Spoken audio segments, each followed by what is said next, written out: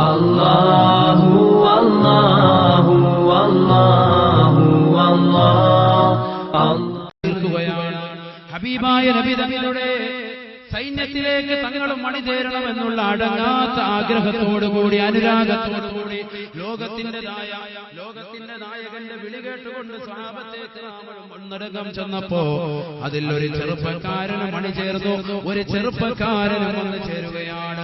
18 വയസ്സുള്ള യുവകോമളനായ ചെറുപ്പക്കാരനെ അല്ലാഹുവിന്റെ റസൂൽ നോക്കുകയാണ്. ആരോഗ്യ ദൃഢഗാത്രനായ മനുഷ്യൻ ഹബീബായ നബി തങ്ങൾ ആ രക്തത്തിളപ്പുള്ള ചെറുപ്പക്കാരനെ കണ്ടപ്പോ വല്ലാതെ സന്തോഷിച്ചു. മനസ്സിൽ അൽഹംദുലില്ലാഹ് വിളിഞ്ഞു. പ്രവാചക ഭഗവൻ സല്ലല്ലാഹു അലൈഹി വസല്ലമ തങ്ങൾ ഉഹദ് യുദ്ധത്തിലേക്ക് ആ സഹോദരനെയും കൂട്ടിപ്പോയത്. യുദ്ധം കണ്ടു, യുദ്ധം കൊടുമ്പിരി കൊണ്ടു, യുദ്ധം അവസാനിച്ചു. ആ യുദ്ധം കഴിഞ്ഞു കിടക്കുന്ന രണഭൂമിയിലേക്ക് ഒരു സഹോദരി ഓടി വരികയാണ്. جاءت امرأة إلى النبي صلى الله عليه وسلم. ഹബീബായ നബി തങ്ങളുടെ തിരുചാരത്തേക്ക് ഒരു സ്ത്രീ ഓടി വരികയാണ്. ആ സ്ത്രീയുടെ പേരെത്രേ? യുഖാലു ലഹാ ഉമ്മു ഖല്ലാദ്. ഉമ്മു ഖല്ലാദ് എന്ന പേരുള്ള നാമമുള്ള ഒരു പെണ്ണാണ് ഓടി വരുന്നത്. ഹബീബായ നബി തങ്ങളുടെ തിരുചാരത്തേക്ക് ഓടി വരുന്നത് ഉമ്മു ഖല്ലാദ് എന്ന പേരുള്ളതായ ഒരു സ്ത്രീ ഓടി വന്നുകൊണ്ട് ലോകത്തിന്റെ നായകന്റെ സവിധത്തിലെത്തിയപ്പോ ഹബീബായ നബി സല്ലല്ലാഹു അലൈഹി വസല്ലമ തങ്ങൾ ആ സഹോദരിയോട് ചോദിച്ചു, അത്ര എന്താണ് നീ വന്നത്, എന്താണ് കാര്യം ചോദിക്കുന്നു. ആ പെണ്ണ് ചോദിക്കുന്നു, തസ്അലു അന്നി ബിനിഹാ. പ്രവാചകരെ, എന്റെ പ്രിയപ്പെട്ടതായ മകനെ പരിശുദ്ധമായ ദീനിന്റെ ആദർശങ്ങളും നയങ്ങളും ഉറക്കെ പ്രഖ്യാപിക്കുന്നതിന് വേണ്ടി ഉപോത്ബലകമായി ദീൻ ഇവിടെ നിലനിൽക്കണമെന്നുള്ള അടങ്ങാത്ത ആഗ്രഹത്തിന്റെ പേര് യുദ്ധത്തിന് വേണ്ടി എന്റെ മകനെ ഞാൻ പറഞ്ഞയച്ചിട്ടുണ്ട്. 18 വയസ്സുള്ള എന്റെ പിഞ്ചോമന മകൻ, അവനെ ഞാൻ യുദ്ധത്തിന് വേണ്ടി പറഞ്ഞയച്ചിട്ടുള്ളതാണ്. അവനെന്തിയേ വഹിയ തസ്അലു അന്നി ബിനിഹാ. പ്രിയപ്പെട്ട മകനെ കുറിച്ച് ചോദിക്കുകയാണ്. ആ സമയത്ത് സഹാബത്തെ കിറക്കി ഒന്നടങ്കം പറഞ്ഞു, വഹുവ മഖ്തൂൽ.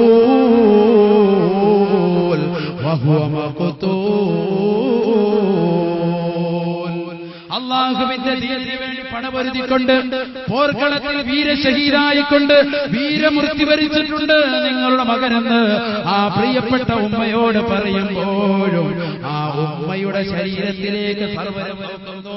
ഒരു അവയവം പോലും പുറത്തേക്ക് കാണുന്നില്ല. ഒരു അവയവം പോലും, ഒരു കണ്ണുപോലും പുറത്തേക്ക് കാണുന്നില്ല. കണ്ണുപോലും പുറത്തേക്ക് കാണുന്നില്ല. കണ്ണുപോലും എങ്ങനെയാ പെണ്ണ് നോക്കുന്നതെന്ന് പോലും അറിയില്ല. അതാ നിലയ്ക്ക് ശരീരം മുഴുവനും കരിമ്പടം പതച്ചുകൊണ്ടിരിക്കുകയാണ്. വളരെ ഭയചകിതമായ അന്തരീക്ഷത്തിൽ, ഭീമത്സകമായ അവസ്ഥയിൽ തന്റെ പ്രിയപ്പെട്ട മകൻ ശത്രുവശം വന്നുകൊണ്ട് വെട്ടി പരിക്കേൽപ്പിച്ച് മരണപ്പെട്ടു ലോകത്ത് നിന്ന് എന്നൊരു ഉമ്മ അറിഞ്ഞുപോലും ആ ഉമ്മ പതറുന്നില്ല, ചിതറുന്നില്ല. ആ ഉമ്മ അവിടെ തന്നെ അതേ നിൽപ്പ് തുടരുകയാണ്. അല്ലാഹുവിന്റെ റസൂലിന്റെ സവിധത്തിൽ തന്നെ ആ ഉമ്മ നിൽക്കുകയാണ്.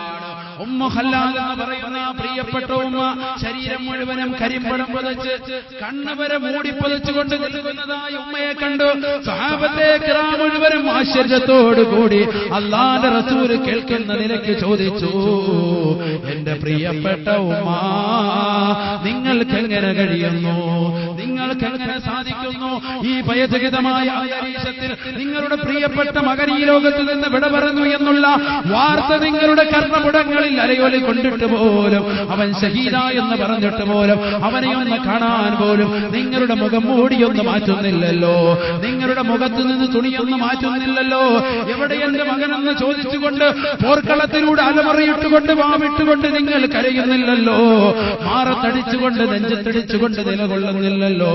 ഇത്രത്തോളം ഈമാനികമായ ആവേശം നിങ്ങൾക്ക് വരാനുള്ള കാരണം എന്താണ് ഉമ്മ ഖല്ലാദ എന്ന് ചോദിക്കുമ്പോ ആ പ്രിയപ്പെട്ട ഉമ്മ ലോകത്തിന് ഉമ്മത്തിന് കൊടുക്കുന്ന ഉപദേശം, ആ പ്രിയപ്പെട്ട ഉമ്മ ലോകത്തോട് കൊടുക്കുന്നതായ ഉപദേശം, എന്റെ ശബ്ദം ശ്രമിക്കുന്ന ഉമ്മമാരെ, എന്റെ ശബ്ദം ശ്രമിക്കുന്ന ചെറുപ്പക്കാരെ, ഹൃദയത്തിന്റെ അകത്തളങ്ങളിൽ വരിഷ്ഠമായ ബിന്ദുക്കളെ കൊണ്ട് താലോലിക്കുകയും സ്വാധീനം ചെലുത്തുകയും ചെയ്യേണ്ട പദമാണ്. അല്ലാഹുവിന്റെ റസൂലിന്റെ മുന്നിൽ നിന്നുകൊണ്ട് ആ പ്രിയപ്പെട്ട ഉമ്മു ഖല്ലാദ് എന്ന് പറയുന്ന പെണ്ണ് ലോകത്തോട് കൊടുക്കുന്ന ഉപദേശം, ഇദ്ഹബ വലദീ ഫലം യദ്ഹബ ഹയാഇ. എന്റെ പ്രിയപ്പെട്ട മകൻ ഈ ഗോദയിൽ വെച്ച് മരണപ്പെട്ടാലും അല്ലാഹുവിന്റെ റസൂലിന്റെ കൂടെ പരിശുദ്ധമായ ദീനിന്റെ ആദർശങ്ങളും നയങ്ങളും ഈ ലോകത്ത് നിലനിൽക്കണമെന്നുള്ള ഉറച്ചമായ വിശ്വാസം കൊണ്ട് പറഞ്ഞയച്ചതാണ് എന്റെ മകനെ, എന്റെ പ്രിയപ്പെട്ട 18 വയസ്സുള്ള യുവകോമളനായ മകനെ ഞാൻ പറഞ്ഞയച്ചതാണ്. അവൻ അല്ലാഹുവിന്റെ ദീനിൽ മരണപ്പെട്ടാലും അവനെ ഈ ലോകത്ത് നിന്ന് വിട പറഞ്ഞാലും വലം യദ്ഹബ് ഹയാഇ. ഉമ്മു ഖല്ലാദ് എന്ന് പറയുന്നവന്റെ പ്രിയപ്പെട്ട ഉമ്മയുണ്ടല്ലോ, എന്റെ ലജ്ജ പോയിട്ടില്ല, എന്റെ ലജ്ജ പോയിട്ടില്ല എന്ന് ആ ഉമ്മ ലോകത്തോട് പറയുകയാണ്. അല്ലാഹുവിന്റെ റസൂൽ ഹബീബായ നബി തങ്ങളുടെ പരിശുദ്ധമായ ഖുർആൻ ഓതിക്കൊണ്ടും ഹബീബായ നബി തങ്ങളുടെ തിരു അധ്യാപനങ്ങളിലൂടെയും വസ്ത്രം ധരിക്കണേ, അത് പൂർണ്ണമായി മറയ്ക്കണേ, അന്യരിൽ നിന്ന് മറയ്ക്കണേ എന്ന് പ്രവാചക പൊങ്കവൻ പഠിപ്പിച്ചിട്ടുണ്ടെങ്കിൽ ആ പ്രവാചകന്റെ മുന്നിൽ വെച്ചുകൊണ്ട്, അവിടെ തനിയായ വൃന്ദത്തിന്റെ മുന്നിൽ വെച്ചുകൊണ്ട് ഒരിക്കലും തന്നെ എന്റെ ശരീരത്തിന്റെ ഒരു അവയവങ്ങൾ പോലും ആരും തന്നെ കാണില്ല, ദർശിക്കില്ല. അത്രത്തോളം സൂക്ഷ്മത ഭരിക്കാൻ എനിക്ക് കഴിഞ്ഞത് എന്റെ ലജ്ജയുടെ കാരണം കൊണ്ടാണെന്ന് ഉമ്മു ഖല്ലാദ്. എന്റെ ശബ്ദം ശ്രവിക്കുന്ന ഉമ്മ, എന്റെ ശബ്ദം ശ്രവിക്കുന്ന സഹോദരാ, കേൾക്കണോ?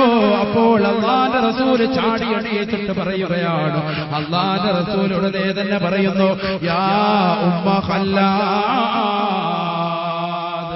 ഓ ഉമ്മ ഖല്ലാദ് എന്ന് പറയുന്ന പ്രിയപ്പെട്ട ഉമ്മ, നിങ്ങളുടെ മകൻ നീ പരിശുദ്ധമായ യുദ്ധത്തിന് വന്നിട്ട് ഇവിടെ വെച്ചുകൊണ്ട് ഷഹീദായതിന്റെ പേര് അവന് കിട്ടുന്നതായ കൂലി എന്തെന്നറിയുമോ? നിങ്ങൾ നല്ല രീതിയിൽ വസ്ത്രം ധരിക്കുന്ന ഒരു ഉമ്മയായതുകൊണ്ട്, നിങ്ങൾ നല്ല രീതിയിൽ വസ്ത്രം ധരിക്കുന്ന ഒരു ഉമ്മയായതുകൊണ്ട് ഇബ്നുകി അജ്റു ഷഹീദൈ, നിങ്ങളുടെ പ്രിയപ്പെട്ട മകൻ പരിശുദ്ധമായ ദീനിന് വേണ്ടി ആ ദീനിന്റേതായ വസ്തുക്കളെ, നിയമങ്ങളെ, ആദർശങ്ങളെ ഉറക്കെ പ്രഖ്യാപിക്കുന്നതിന് വേണ്ടി യുദ്ധം ചെയ്തുകൊണ്ട് സ്വന്തം ശരീരത്തെ ഈ ലോകത്ത് നിന്ന് വിട പറയിച്ചുവെങ്കിലും ഷഹീദിന്റെ പട്ടികയിലേക്ക് അവൻ ഉയർന്നുവെങ്കിൽ അവന് നാളെ പാരത്രിക ലോകത്ത് പടച്ചറപ്പിന്റെ ദർബാറിൽ സർവരും വിറങ്ങലിച്ചു നിൽക്കുന്ന കോടതിയിൽ അവന് അല്ലാഹു കൊടുക്കുന്ന കൂലി എന്തെന്നറിയുമോ? ഇബ്നുകി അജ്റു ഷഹീദൈ, 2 ഷഹീദിന്റെ കൂലിയാണ്, 2 ഷഹീദിന്റെ കൂലിയാണ്, ഒരു ഷഹീദിന്റെ കൂലിയല്ല, ഒരു ഷഹീദിന്റെ കൂലിയല്ല. നിങ്ങളുടെ വസ്ത്രധാരണ രീതി കാരണമായിട്ട് നിങ്ങളുടെ മകന് നാം കൊടുക്കുന്നത് 2 ഷഹീദിന്റെ കൂലിയാണെന്ന് നബിയുനാ റസൂലുള്ളാഹി. ഞാൻ വെല്ലുവിളിക്കുന്നു സഹോദര, ഞാൻ വെല്ലുവിളിക്കുന്നു എന്റെ പ്രിയപ്പെട്ട ഉമ്മമാരെ, നിങ്ങളുടെ വസ്ത്രധാരണ രീതി കാരണമായിട്ട് നമ്മുടെ മക്കൾക്കോ നമ്മളുടെ കുടുംബങ്ങൾക്കോ ആർക്കെങ്കിലും അല്ലാഹു സുബ്ഹാനഹു വ തആല ഇപ്പോൾ ഉള്ളതിനേക്കാൾ ഒരു അടി മുന്നിലേക്ക് സ്വർഗത്തിലേക്ക് കടക്കാൻ ഉപകരിക്കുമോ അതോ ഇല്ലയോ? സ്വർഗത്തിലേക്ക് ഒരടി മുന്നേറാൻ നിങ്ങളുടെയൊക്കെ പ്രിയപ്പെട്ട ഉമ്മമാരുടെയും സഹോദരിമാരുടെയും വസ്ത്രധാരണ രീതി കൊണ്ട് നിങ്ങൾക്ക് സാധിക്കും? അതാ എനിക്ക് ചോദിക്കാനുള്ള ചോദ്യം. അതോ നരകത്തിലേക്കാണോ പോവുക? അല്ലാഹു കാത്തിരിക്കട്ടെ. പ്രിയപ്പെട്ട ഉമ്മു ഖല്ലാദ് എന്ന് പറയുന്ന സ്ത്രീയുടെ വസ്ത്രധാരണ രീതി കാരണമായിട്ട് തന്റെ പ്രിയപ്പെട്ട മകൻ ഗോദയിൽ വെച്ചുകൊണ്ട് മരണപ്പെട്ടു എന്നറിഞ്ഞിട്ട് പോലും, യുദ്ധത്തിൽ വെച്ചുകൊണ്ട് മരണപ്പെട്ടു പോയെന്നറിഞ്ഞിട്ട് പോലും ആ ഉമ്മയുടെ ശരീരത്തിൽ നിന്ന് ഒരു രൂപം പോലും, ഒരു രോമം പോലും പുറത്തേക്കാരും തന്നെ കാണാത്ത നിലയ്ക്കുള്ള വസ്ത്രധാരണ രീതി നടത്തിയതിന്റെ പേരിൽ അല്ലാഹുവിന്റെ റസൂൽ ആ ഉമ്മയ്ക്ക് കൊടുക്കുന്ന ഓഫർ, നിങ്ങളുടെ മകന് നാളെ പാരത്രിക ലോകത്ത് പടച്ചറപ്പ് നൽകുന്നത് ഇബ്നുകി അജ്റു ഷഹീദൈ, 2 ഷഹീദിന്റെ കൂലിയാണ്. അല്ലാഹു മനസ്സിലാക്കാൻ തൗഫീഖ് നൽകട്ടെ, അല്ലാഹു മനസ്സിലാക്കാൻ തൗഫീഖ് നൽകട്ടെ. വല്ലാത്തൊരു അധ്യാപനമാണ് എന്റെ പ്രിയമുള്ള സഹോദരിമാരെ, സഹോദരങ്ങളെ. 60-70 വയസ്സ് മാത്രമുള്ള ജീവിതം ഇതല്ലേ അമാറു ഉമ്മത്തി മാ ബൈന 60 വ 70 60-70 വയസ്സ് കഴിയുമ്പോൾ നമ്മുടെ ലോകത്ത് നിന്ന് അസ്തമിക്കും. എന്തിനാ നമ്മൾ ഈ അണിഞ്ഞ വസ്ത്രം, എന്തിനാ മുഷിഞ്ഞ വസ്ത്രം, എന്തിനാണ് ഈ നഗ്നമായ ശരീരങ്ങൾ പ്രദർശിപ്പിച്ചുകൊണ്ടുള്ള വസ്ത്രം? ആരെ കാണിക്കാനായി മോഡൽ?